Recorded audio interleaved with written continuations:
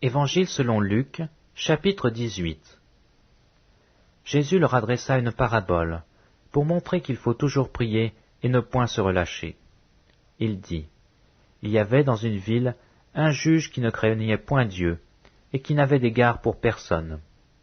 Il y avait aussi dans cette ville une veuve qui venait lui dire, « Fais-moi justice de ma partie adverse. » Pendant longtemps il refusa, mais ensuite il dit en lui-même, « Quoique je ne craigne point Dieu, et que je n'ai point d'égard pour personne, néanmoins parce que cette veuve m'importune, je lui ferai justice, afin qu'elle ne vienne pas sans cesse me rompre la tête. » Le Seigneur ajouta, « Entendez ce que je dis le juge inique. Et Dieu ne fera-t-il pas justice à ses élus, qui crient à lui jour et nuit, et tardera-t-il à leur égard? Je vous le dis, il leur fera promptement justice.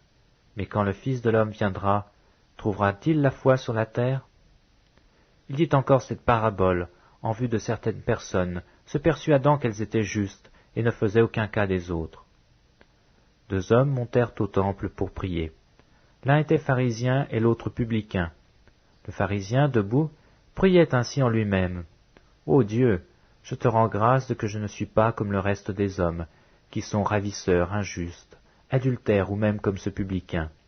Je jeûne 2 fois la semaine, je donne la dîme de tous mes revenus. » Le publicain, se tenant à distance, n'osait même pas lever les yeux au ciel, mais il se frappait la poitrine en disant, « Ô Dieu, sois apaisé envers moi qui suis un pécheur. » Je vous le dis, celui-ci descendit dans sa maison justifié plutôt que l'autre. Car quiconque s'élève sera abaissé, et celui qui s'abaisse sera élevé. On lui amena aussi des petits-enfants, afin qu'il les touchât. Mais les disciples, voyant cela, reprenaient ceux qui les amenaient. Et Jésus les appela et dit, « Laissez venir à moi les petits-enfants, et ne les empêchez pas, car le royaume de Dieu est pour ceux qui leur ressemblent. Je vous le dis en vérité, quiconque ne recevra pas le royaume de Dieu comme un petit enfant n'y entrera point. » Un chef interrogea Jésus et dit, « Bon maître, que dois-je faire pour hériter la vie éternelle ?» Jésus lui répondit, « Pourquoi m'appelles-tu le bon? Il n'y a de bon que Dieu seul. Tu connais les commandements, tu ne commettras point d'adultère, tu ne tueras point, tu ne déroberas point, tu ne diras point de faux témoignages, honore ton père et ta mère. J'ai, dit-il, observé toutes ces choses dès ma jeunesse. » Jésus, ayant entendu cela, lui dit, « Il te manque encore une chose. Vends tout ce que tu as, distribue-le aux pauvres, et tu auras un trésor dans les cieux.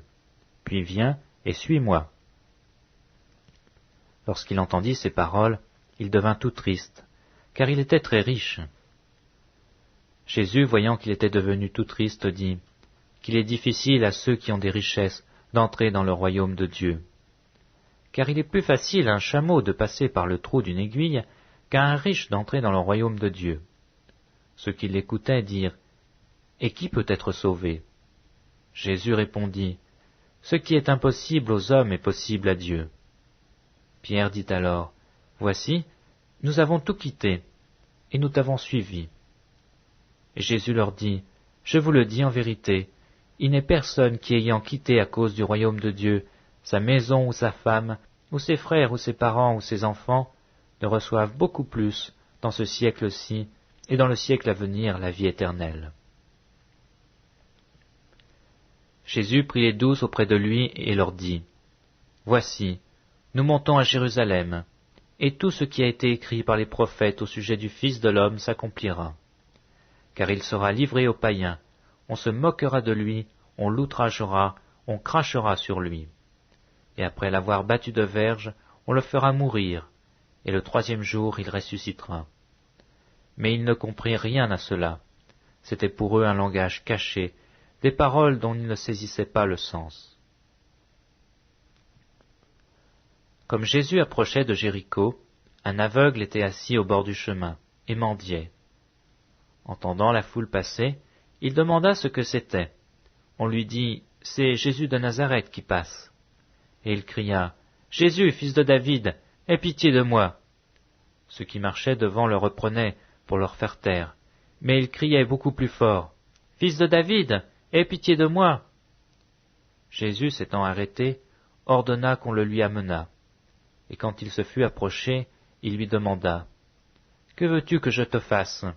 Il répondit, « Seigneur, que je recouvre la vue. » Et Jésus lui dit, « Recouvre la vue, ta foi t'a sauvé. » À l'instant, il recouvra la vue et suivit Jésus en glorifiant Dieu. Tout le peuple, voyant cela, loua Dieu.